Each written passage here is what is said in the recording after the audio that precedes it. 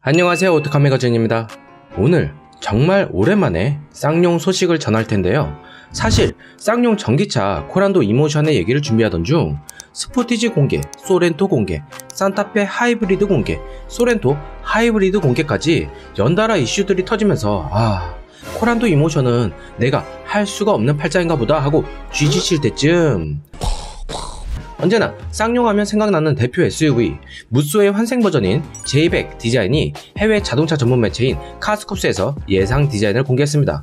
진짜 솔직히 러프한 스케치만 나왔을 때 많은 분들이 이렇게 낮고 휠도 크고 와 꿈의 SUV 디자인이다 라고 했지만 알잖아요. 스케치는 각 포인트마다 더 과하게 그려낸다는 걸요.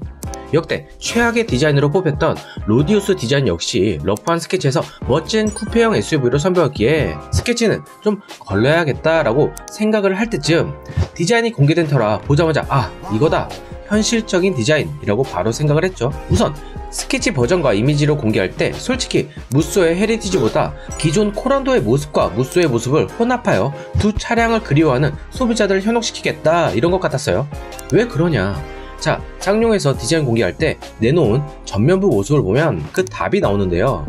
무쏘 1세대 모습은 정말 현재 저 상태에서 약간만 변형하여 내놔도 참 괜찮다라는 생각이 들 정도로 최근 유행하는 라지에터 그릴과 헤드램프의 일직선화, 상하로 짧은 그릴에 하단 그릴이 더 큰 모습, 이 부분은 전형적인 무쏘의 DNA를 갖고 있는 거고요.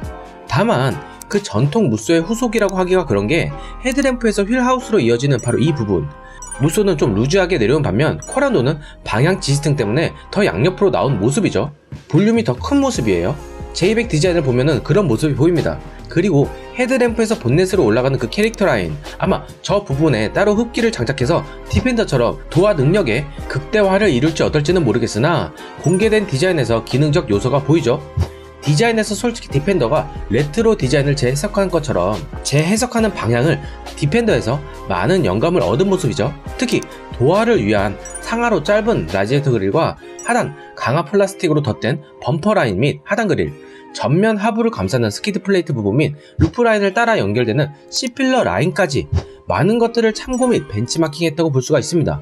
지금 얘기하는 부분은 개인적인 생각이에요. 랜드로버, 레인지로버를 비하하거나 비판할 생각이 전혀 없다는 점 참고 바라고요. 우선 디펜더, 엄청난 역사를 자랑하지만 지금 판매하는 모델이 믿기 힘들겠지만 2세대입니다. 1세대는 1948년부터 2015년까지 판매가 되었는데 과거 깍두기 디자인 그대로 엄청난 시간을 끌고 왔다는 점이 대단하죠.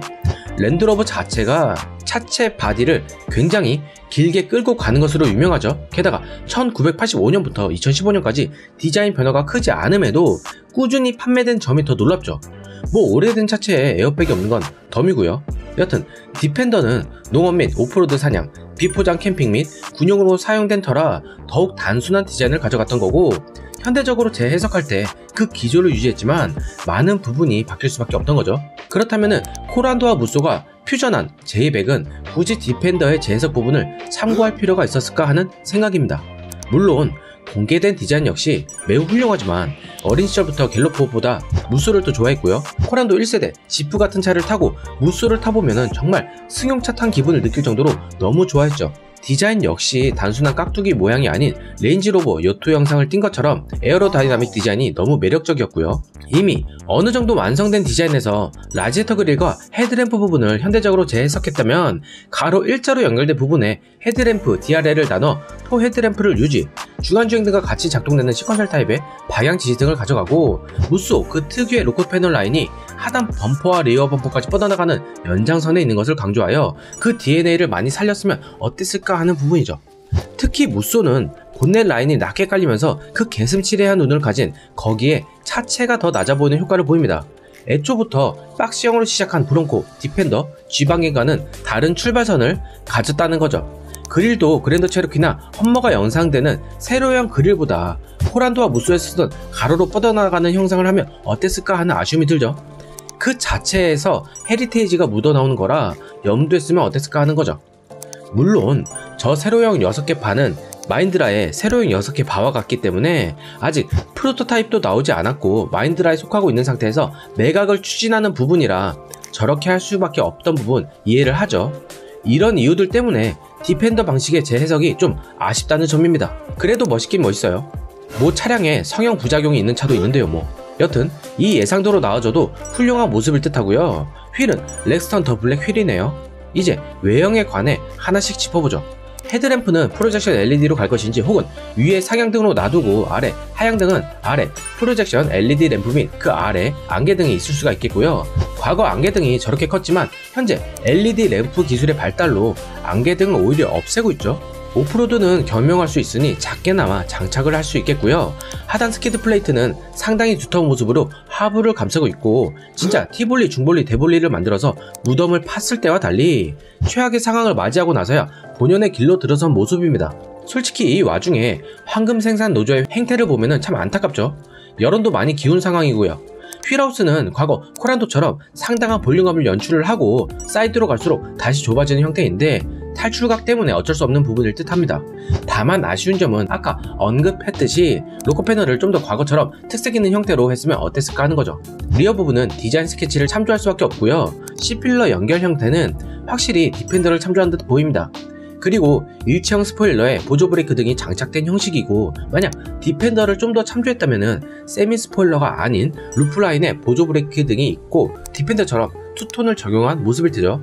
개인적으로 그렇게까지 한다면 참조 수준을 넘어서는 듯 보이지만 일단 판매량을 끌어올려야 하니 어쩔 수 없을 듯 보이고요. 무쏘는 가로형 테일램프였지만 J100은 코란도의 아이덴티티를 이어받은 모습이죠. 디펜더처럼 보조 타이어가 장착, 드러나는 타입으로 장착된 옵션 및 아닌 모델로 나뉘어지기에 저런 식의 후면 스케치가 나오지 않았나 싶고요. 리어 와이퍼는 장착되지 않을 듯한데 혹시 세미 스포일러 안에 히든으로 장착될 수가 있겠죠. 그렇다면 해외에서 왜 망해가는 쌍용의 J100 예상도를 내놓고 주목을 할까 하는 의문점이 들겠죠. 일단 쌍용의 이미지는 유럽의 다른 국가보다 영국에서 그나마 인지도가 더 있는 편이고요. 2019년에는 영국 4륜구동 자동차 전문지 4x4가 발표한 4륜구동 자동차 어워즈에서 최고 가치상의 주인공으로 이름을 올렸죠. 렉스턴 스포츠 칸의 제품력을 인정받은 것과 동시에 렉스턴 역시 최고 가치상과 더불어 오프로드 부분 및 올해의 4륜구동 자동차까지 3관왕에 올랐습니다. 이게 최고의 성능의 차다 이런 개념이 아닌 가성비로서 미국 JD 파워가 선정하는 것처럼 다양한 부분들을 놓고 점수를 측정하는 방식이기에 타 오프로드 차량들보다 더 성능이 월등히 좋다 이런 것은 아니에요. 가성비 이 세 글자가 가장 큰 역할을 하는 거죠. 그래도 이런 수상들은 해외 각 매체 및 전문 잡지, 블로거 등을 통해 인지도를 알릴 수 있는 것이고 주목을 하는 부분이죠. 완성차 제조회사가 파산해서 공중분해된다라는 게 쉽지 않은 이유, 그에 파생되는 협력업체 및 인력들, 그리고 주변 기반 산업과 가게 등 여파가 상당히 크기에 앞으로 쌍용차 미래가 어떻게 될지 걱정하는 것은 모든 차 산업군에서 주목할 만한 겁니다. 쌍용 첫 전기차인 코란도 이모션이 나왔지만 코나보다도 못한 주행거리로 뭐 하자는 거냐 라고 핀잔을 들으면서 가격마저도 큰 차이가 안 나면 호흡기 떼는 거다 라는 식의 격한 반응들을 내보이지만 실제로 코란도 이모션은 수출을 위한 탄소 배출권 때문에 울며 겨자 먹기로 최소한의 비용으로 나름 판매할 수 있는 전기차를 만들어야 했을 부분, 어쩔 수 없는 선택이었다는 게 업계의 분석이죠. 이에 무쏘 후속으로 나올 J100이 짊어질 부담감은 더욱 가중된 상태고 외관은 저 정도면 되니 과연 실내는 어떤 모습일까? 그대로 렉스턴 부품의 재사용 혹은 코란도의 재사용이라고 생각을 해야겠죠. 일부는 맞고 일부는 틀리다 라고 할 수가 있겠네요. 외관 스케치에 이어 실내 대시보드 쪽 레이아웃이 공개가 되었습니다. 일단 이렇게 본다면 누가 봐도 현대기아 차 같다라고 할 수 있을 정도로 개성보다는 트렌드와 유행에 맞춰 가려는 모습이 보이죠. 저 부분은 현대기아 협력업체에서 같이 부품을 받지 않을까 하는 생각이고요. 왜냐면은 운전석 쪽으로 바라보는 식의 듀얼 액정을 붙인 커브드처럼 보이는 형상은 K8 및 스포티지에서 이미 선보인 부분이죠. 실제로 쌍용은 플래그십 SUV인 뉴 렉스턴에서 8단 자동 변속기를 제공받고 있습니다. 제네시스에도 들어가는 거고요. 특이점은 볼륨 조절 및 온도 조절 같은 멀티펑션 역할을 하는 조그 다이얼이 일본 차처럼 내비게이션 화면에 붙어있다는 점이죠. 전체 터치 디스플레이를 뚫고 이렇게 적용하는 것이 아닌 단가 문제 때문에 액정 사이에 위치한 곳이나 하단부에 장착될 것으로 보이고요. 크래시패드 위쪽 버튼류는 딱 봐도 렉스턴 것 그대로 보이죠. 시동 버튼은 렉스턴의 위치 그대로인 것이 보이고요. 또 하나의 특징, 렉스턴 더 블랙 에디션에도 없는 HUD 장착 부분이 보입니다. 상당히 획기적이죠. 이미 중형 SUV로 산타페와 소렌토 QM6와 경쟁할 거라고 했고요. 해당 포지션에 바디온 프레임 방식의 중형 SUV가 없기에 차별되는 경쟁력 및 최근 트렌드에 맞춘 부분까지 빨리 나와준다면야 충분히 승산은 있다고 봅니다. 글로브박스는 렉스턴의 방식이 아닌 코란도와 티볼리처럼 되어 있고요. 센터 패시아 부분, 여기가 가장 관건이겠는데 제 생각엔 마힌드라가 XUV 700 후속으로 출시할 차량의 스파이샷이 해외 매체에서 포착이 되었죠. 영국의 지배를 받던 나라들이 아직까지 우핸들 방식을 사용하는데 마힌드라 역시 마찬가지로 우핸들이라는 점 참고바라고요. 메모리 시트 버튼까지 장착된 것으로 봐서 양산 직전 단계까지 온 것을 알 수가 있죠. 실내 레이아웃 구성 역시 상당히 비슷한 부분입니다. 그럼 이것을 기조로 이미지 외에 알 수 있는 부분, 센터 패시아 부분은 독립형 공조 조절이 되고 양쪽에 다이얼 방식으로 제공된다는 점, 그 하단에 기타 열선 및 통풍 버튼, 주차 보조 버튼 등이 들어갈 것이고 그 아래 작은 수납 공간에는 무선 충전을 제공할 듯 보입니다. 여담으로 공조 조절 쪽이 혹시나 일부 터치 방식을 제공한다면 하이그로시 부분의 지문이 상당히 지저분하게 묻을 듯한데 터치 방식은 아니겠죠? 센터 콘솔에 있는 기어봉이 부츠 타입으로 되어 있는데 최고 플래그십 SUV에만 전자식 기어 노브를 제공하는 것을 본다면 무쏘 후속으로 기대가 큰 만큼 렉스턴 변속기를 장착할 가능성 역시 크죠. 개인적으로 렉스턴의 약한 브랜드 이미지보다 다양한 트림 및 좀 더 고급화를 통해 렉스턴과 가격이 중첩돼도 최고급 사양은 많은 것을 제공했으면 하는 바람이죠. 여하튼 기어노브 아래 드라이브 모드 및 전자식 파킹 브레이크와 오토홀드까지 장착될 가능성이 매우 크고요. 운전석 도어 안쪽에 벤츠와 비슷한 방식의 메모리 시트 방식을 제공하는 것을 알 수가 있습니다. 게다가 도어 트림에는 우드 그레인을 통한 고급화 및 대시보드를 인조가죽 감싸기 같은 베이지색 투톤 컬러를 제공하고요. 스티치까지 있는 것으로 봐서 단순 우레탄이나 플라스틱은 아닐 듯합니다. 궁금해할 파워트레인 부분, 솔직히 이 부분은 가장 기대가 안 되는 부분인데요. 그도 그럴 것이 엔진의 세팅 및 연구, 개발 기간이 별거 아닌 듯해도 약간의 조정만 하더라도 다른 것에 비해 상당한 비용이 들어가고요. 그래서 세계 각 완성차 제조업체들이 엔진 개발을 하지 않거나 고배기량 중심의 엔진을 제작했던 벤츠는 진작에 르노와 MOU 협상을 맺어 저배기량 엔진 및 ABS 모듈 등의 이런 부분을 공유를 합니다. 유명한 업체들도 그러는데 현재 매우 어려운 상황에 있는 쌍용이 엔진 개발 및 새로운 엔진을 제공받거나 수입하기 힘든 상황이고요. 그러기에 엔진은 현재 렉스턴과 동일한 2.2L 디젤 엔진이 탑재될 가능성이 매우 크죠. 2.2L 디젤 엔진 최대 출력 202마력과 최대 토크 45.0kg를 마크, 현대차에서 제공받는 8단 자동 변속기와 궁합을 이룰 것이고요. 왜 영국에서 선보인 가솔린 엔진을 출시하지 않는지 의문이죠.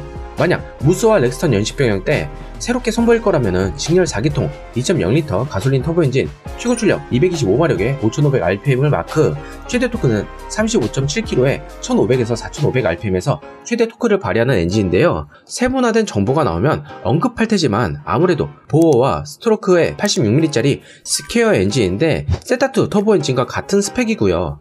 이게 뭐냐면은 엔진 스펙을 논할 때 나오는 단어 중 하나입니다. 보어는 피스톤 직경, 스트로크는 피스톤이 상하로 운동할 수 있는 거라고 보면 되죠. 세타2 엔진은 악명이 높은 엔진 아니냐 이러는데 렉스턴의 가솔린 터보 수출용 엔진에서 아직까지 이렇다 할 결함이 발견되지 않아서 주조시 비율을 어떻게 했는지 모르겠지만 당시 세타2 엔진 내구성이 못 미치는 게 아니냐는 의문점이 들긴 합니다.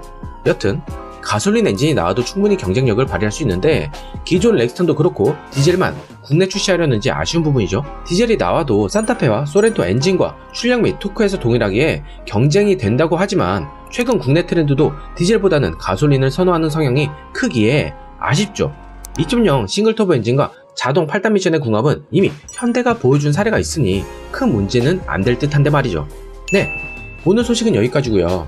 영상 하나로 전체를 다 얘기할까 하다가 코란도 이모션 얘기와 더불어 할 얘기가 추가로 있어서 좀 다음으로 미룰게요. 구독과 좋아요 및 알람 설정, 그리고 짧은 광고 시청은 영상 제작에 큰 힘이 되고요. 무더운 날씨에 코로나까지 다시 확산되면서 일상으로 돌아가는 것을 방해하고 있는데 너무 안타까운 현실이죠. 모쪼록 건강 조심하시고 다음 영상에서 뵐게요. 시청해주신 모든 분들 감사합니다.